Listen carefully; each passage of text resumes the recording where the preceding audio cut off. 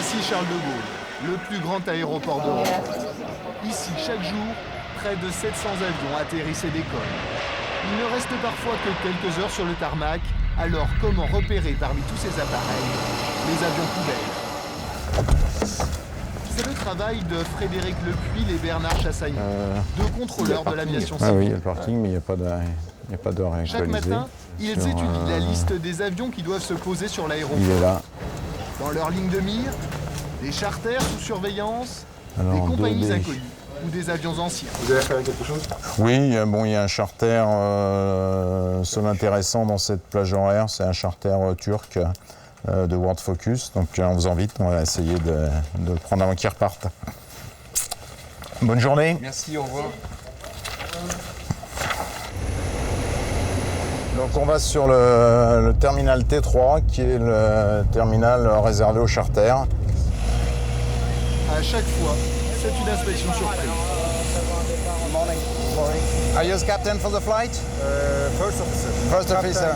Captain is open. Okay. Good morning, Captain. We are making a ramp inspection for civil aviation. Cela ressemble à un contrôle de police. Licence du pilote, papier du véhicule. Pendant qu'à l'intérieur du cockpit, un inspecteur vérifie les livres de bord. À l'extérieur, l'autre contrôleur inspecte le fuselage. Il faut faire vite. L'avion vient juste d'arriver d'Istanbul. Il repart dans une heure. Pneumatique, réacteur, fuite de liquide. L'inspection comporte une cinquantaine de points. For some Le usage, problème we relevé need cette to fois-ci. develop, La but mise to à jour du reflect here checklist. it is time. It's very petite changes. Yeah, it's a small changes, but Yeah, I know it. slightly different. So it's not important, obviously, Le but commandant de bord a raison, because ce this n'est one qu'un is the most détail, recent, mais il since faudra that's the quand most même important. notifier dans le rapport But de la this must be DGAC. updated Pour le reste, les According. inspecteurs sont according satisfaits. to that. Le contrôle Okay, so n'aura we'll duré mention en that. tout que 45 minutes. Alors, FCM. Alors ce temps est une limite à partir du moment où on n'a aucune remarque particulière. Si on avait trouvé quelque chose, à ce moment-là, il n'y a plus de limite de temps. On poursuit nos investigations et là, ça peut durer 2 jours s'il le faut. L'avion est bloqué. La conclusion, c'est un avion sûr? Jusqu'à présent, oui, pas de souci. Donc il nous reste quelques petites vérifications à faire, mais je suis assez confiant sur le résultat. I believe that pense que ces those contrôles kind sont of utiles, controls is particulièrement necessary pour les for compagnies the charter airlines, especially. Because sometimes we Parce que forget parfois, to on fix oublie de some réparer certains problems. problèmes. We forget to update oublie de mettre à jour les the documents. documents. By the means of that kind Avec ces of contrôles, on est controls, obligé de faire un peu plus we are attention. forced to take care of a little bit more. Parfois, Sometimes ces this contrôles control vous aident can à faire help you pression sur la to say to the compagnie pour company, we résoudre have to certains fix problèmes. some problems. Oui, ça les force. Et c'est reparti. Direction le terminal numéro 1. Les 2 hommes de la DGAC ont choisi d'inspecter l'avion d'une compagnie régulière. C'est le même scénario que pour le charter. Frédéric Lepuil inspecte l'appareil de réacteur à la suite à bagage. Mais cette fois-ci, il va découvrir un problème sur un pneumatique. La première toile est apparente, donc on va demander aux mécaniciens quelles sont les limites. Il faut vérifier si cette usure est compatible avec un nouveau décollage et un nouvel atterrissage. Fabric is Le mécano n'est pas convaincu, il tente de discuter. Et l'inspecteur l'envoie chercher le manuel de maintenance. Il faut immédiatement prévenir le chef d'escale de la compagnie. L'embarquement des passagers risque d'être en retard. On a quand même un léger doute sur le pneu. On doit vérifier qu'il peut partir comme ça. Votre mécano dit que oui. Moi, je veux bien le croire, mais on va regarder. Je lui ai déjà demandé le maintenance manuel. On va vérifier avec lui. Je pense aussi que c'est bon pour un retour base. Ça me dérange pour l'embarquement, mais merci. Je Mais vais checker tout de suite. ça veut dire que s'il faut le remplacer et que ça prend 45 minutes, vos passagers vont attendre 45 minutes. D'accord. Donc, Oui, allô? souvent, les gens de l'escale nous mettent un peu la pression en nous disant on doit partir, les passagers vont arriver, est-ce qu'on peut embarquer Selon les circonstances, c'est oui ou c'est non. C'est vrai que la pression est plus ou moins forte et il faut savoir y résister.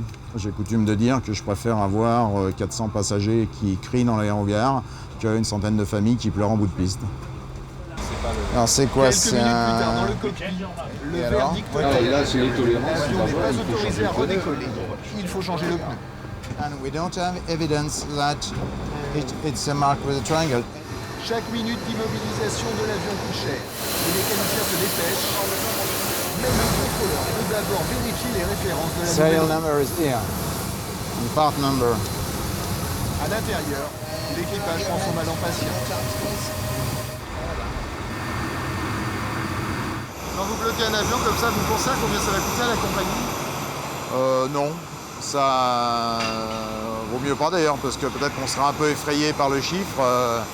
Mais non, très nettement, la seule préoccupation, c'est la sécurité. Donc les conséquences commerciales, on les considère pas, c'est vrai.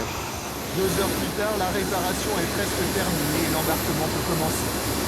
Mais les inspecteurs, eux, doivent rester jusqu'au bout. Et pendant ce temps, de nombreux appareils échappent à leur contrôle. En réalité, la DGAC inspecte Pour Orly, Roissy et toute la région nord de la France, il y a 5 contrôleurs. sincèrement, entre nous, 5 contrôleurs pour toute la région nord de la France. C'est pas assez, oui.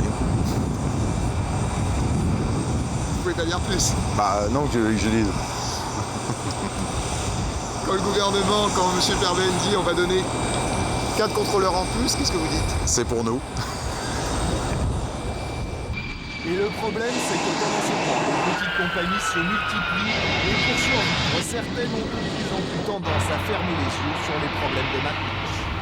Un casse-tête pour les mécaniciens.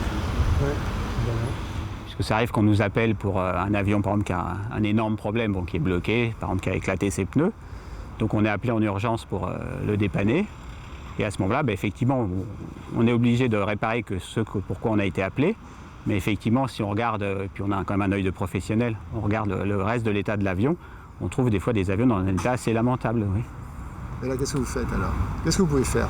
On est pris entre notre éthique de mécanicien de bien faire notre travail, parce que c'est un métier passionnant, avec des grosses responsabilités. On est pris par ça, et en même temps, la menace que si on... Quelque part, maintenant, le drame, c'est que si on le fait trop bien, de ne plus avoir de boulot demain. Et là, vous devez faire attention à ne pas faire trop de réparations. Trop de réparations, ça coûte trop cher. Oui, ça coûte un prix fou. Il y a d'une part le prix de la réparation, et puis le fait, ce qui décuple encore, c'est que si vous arrêtez l'avion, un avion qui ne vole pas, c'est un avion qui coûte très cher. Un climat qui pourrait expliquer aussi la série noire de cette équipe. Personne ne va jamais dire je laisse partir l'avion en sachant qu'il va exploser en vol. Ça ne se passe pas comme ça, mais on va le laisser partir avec un gros problème, et puis en croisant les doigts, en disant on espère qu'il n'y aura pas un deuxième problème qui va s'ajouter. Or le drame, c'est que souvent les accidents avions, c'est plusieurs problèmes qui se rajoutent. Et là, je voudrais dire pourquoi on parle de série noire là, en ce moment, fin août, dans le transport aérien. Bon, c'est pas les astres qui ont changé de position, etc. C'est simplement qu'on arrive à la fin de la saison, que les avions ont beaucoup volé depuis début juillet, et que les problèmes se sont accumulés dans un certain nombre de compagnies qui veulent gagner beaucoup d'argent ou qui n'en ont pas beaucoup par ailleurs. Et fatalement, les risques sont multipliés, quoi. Et il n'y a pas que les mécaniciens qui subissent des pressions économiques, les pilotes aussi. En Grèce, nous avons retrouvé Peter Tis. Le 24 août, ce commandant de bord assurait la liaison Paris-Djerba pour la compagnie turque Flyer. 10 minutes après le décollage, la génératrice du circuit électrique de son Boeing tombe en panne. Il décide de retourner se poser à Orly pour réparer. Les responsables de Flyer sont furieux. On me passe un téléphone mobile avec le chef pilote au téléphone qui en fait hurle à moi en criant « Je ne veux pas savoir ton décision, je ne peux pas savoir ce qui se passe, je ne veux même pas lire ton rapport, je veux que tu décolles dans les 30 minutes qui suivent. » Peter tient bon, il refuse de redécoller d'Orly, pour lui l'avion n'est pas sûr. Le lendemain, les inspecteurs de l'aviation civile découvrent d'autres problèmes techniques. L'avion est bloqué. 2 jours plus tard, Peter reçoit sa lettre de licenciement. Parmi les motifs évoqués, vous avez mis financièrement la société en difficulté. Aujourd'hui, vous regrettez votre décision? Négatif, j'ai regretté sur aucun moment ce que j'ai fait. Et J'aurais fait la même chose demain. Et je suis sûr que chaque pilote qui se respecte, avec une compagnie qui se respecte, il n'y a pas de problème, il va faire la même chose. Je n'aurais aucune raison de retourner vers Orly. Mes enfants, ma femme étaient à Djerba, alors qu'est-ce que je vais encore penser un jour? C'est pas pour le plaisir qu'on fait ça. Aujourd'hui, son uniforme de commandant de bord est suspendu dans sa chambre. Peter Tiss n'a toujours pas retrouvé de travail. Mais son histoire et les accidents de cet été ont provoqué une psychose. Tous cherchent à savoir quelles sont les compagnies poubelles à éviter. Dans la presse, les listes noires se multiplient. Difficile de s'y retrouver.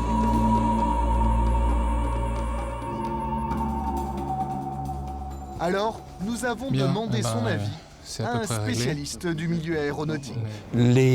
Pierre Condon est le directeur de la revue Air et Cosmos. Est-ce que vous pouvez nous donner des noms de compagnies douteuses? À l'écran, je ne vous les donnerai pas. Pourquoi? Parce qu'une compagnie qui n'a pas d'argent pour faire de la maintenance a souvent assez d'argent pour payer des avocats. Donc aujourd'hui, c'est-à-dire qu'aujourd'hui, vous me dites, moi, il y a des compagnies sur lesquelles je ne ferai pas voyager ma famille. Oui, exact. Mais je ne vous donnerai pas les noms. Absolument. Absolument. On peut dire, nous ne souhaitons pas voler sur telle compagnie, mais on ne peut pas dire, cette compagnie est dangereuse.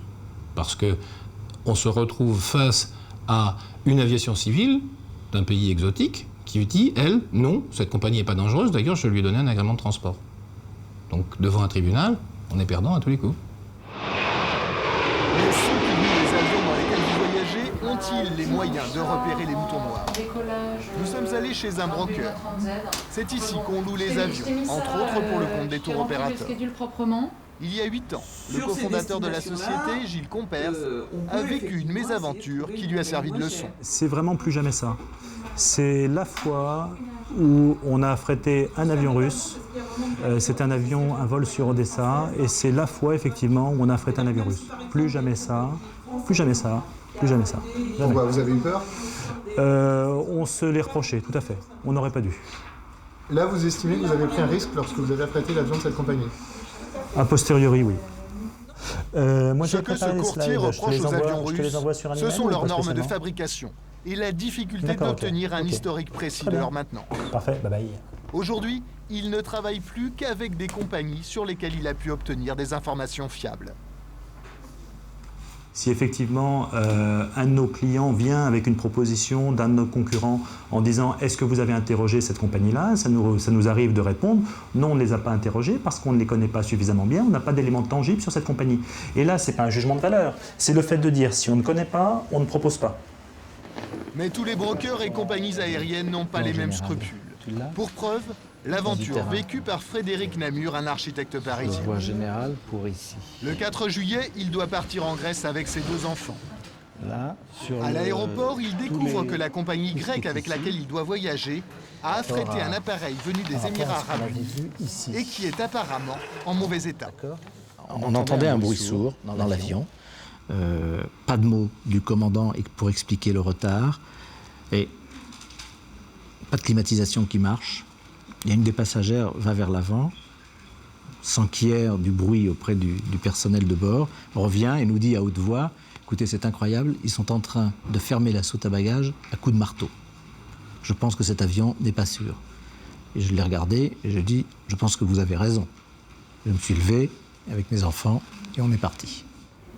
L'architecte réussit à faire changer son billet. En attendant son vol, avec ses enfants, il regarde l'avion décoller. L'avion va en bout de piste, il décolle, et au moment où il décolle, les enfants crient, il prend feu. Le pilote coupe le réacteur, fait demi-tour et réalise un atterrissage d'urgence, escorté par les camions des pompiers de l'aéroport. L'architecte est fou de rage. Comment des gens d'une compagnie aérienne vous disent « vous pouvez remonter », parce que c'est ce qui nous a été dit, « vous pouvez remonter dans l'avion, il n'y a aucun problème, c'était un petit problème technique, il est réglé, allez-y en toute sécurité ». Ces gens-là portent volontairement atteinte à votre vie uniquement pour des raisons financières.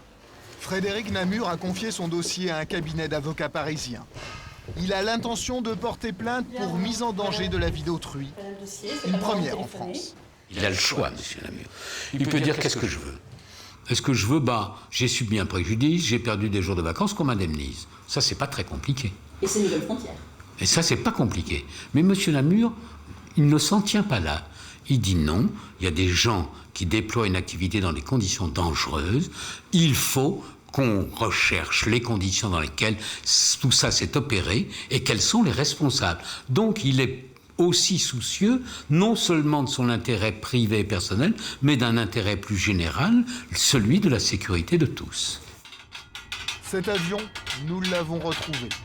Il est parqué depuis 2 mois sur un parking de Roissy. Les inspecteurs de la DGAC plus apparent, c'est au sol. refusent de le laisser redécoller. Donc ça fait...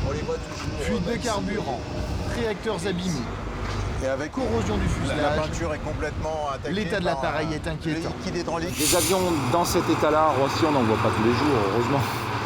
C'est vraiment l'avion poubelle, ça. Un avion qui ne devrait pas voler avec des passagers à l'heure actuelle, c'est tout, quoi. On ne doit pas mettre des personnes, des gens dedans, c'est tout. Et pourtant, selon nos informations, cet avion a effectué des navettes entre Athènes et Paris durant 3 jours. 3 jours, pendant lesquels il a échappé à tout contrôle.